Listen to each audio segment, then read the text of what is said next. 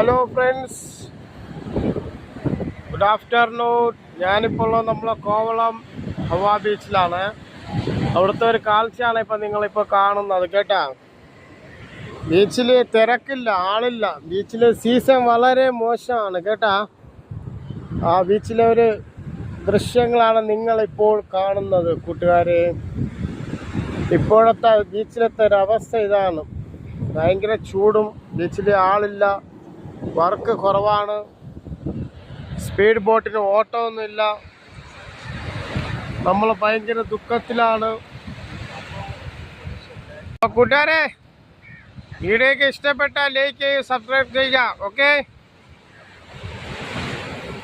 ഇതാണ് നമ്മളിപ്പോഴത്തെ ബീച്ചിലത്തെ ഒരവസ്ഥ. കോവളം ഹവാ ബീച്ചിലത്തെ ഒരവസ്ഥ. സ്പീഡ് ബോട്ടിൽ ജോലിയാണ്, നമുക്ക് ഓട്ടമൊന്നുമില്ല. ഭയങ്കര ദുഃഖത്തിലാണ്. കണ്ടാ, ബീച്ച് കിടക്കുന്ന കട കണ്ട. ഇതാണ് ബീച്ചിലത്തെ ഒരു അവസ്ഥ, ഇപ്പോഴത്തെ ഒരവസ്ഥ.